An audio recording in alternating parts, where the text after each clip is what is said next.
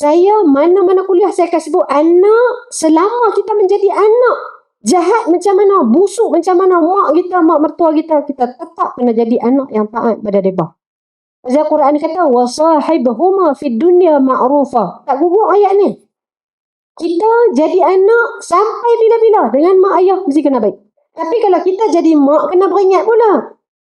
Saya ada satu video saya tu, ramailah anak-anak yang tulis ni. Pasal saya hanya sebut dengan mak ayah ni macam-macam mana pun kita kena tetap tunduk dan taat.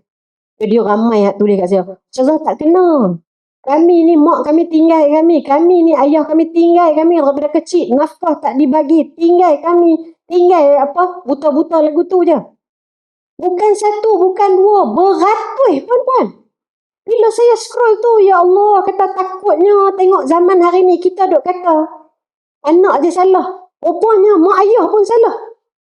Salah yang macam mana? Bila tanggungjawab itu tak dipenuhi.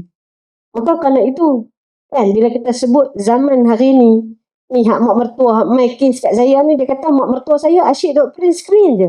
Jadi dia mai tanya saya tu, dia nak tanya soalan dia, Ustazah, apa hukum kalau saya blok mak mertua saya? Harus, pasal apa? Kami pergi mengaji al-aslu fil asya al-ibahah, kaedah fiqh. Asal satu perkara adalah harus. Jadi harus untuk dia blok mak mertua dia. Betul tak? Betul ke tak betul?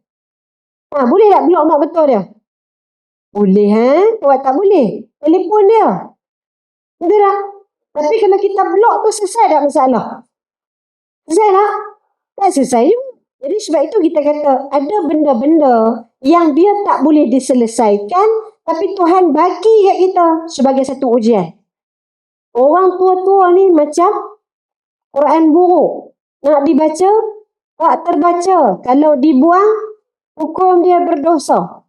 Tu kata orang lama-lama.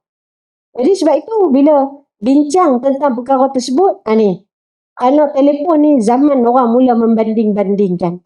Kerana telefon hari ni, mai zaman kita sebut, hilang rasa syukur pada hati. Lupa nak terima kasih pada pasangan. Lupa nak terima kasih pada Allah. Padahal Quran dah sebut dah. Fa'amma bini'mati rabbika fahaddis.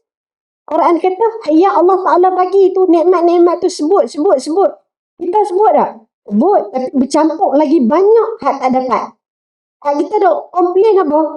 Letih lah hari ni, panas lah hari ni, tak kena hak tu, tak kena hak ni, semua tak kena. Mai daripada mana ni? Kerana terlalu banyak duk tengok apa yang orang lain dapat sehingga kita terlupa apa yang kita telah terima.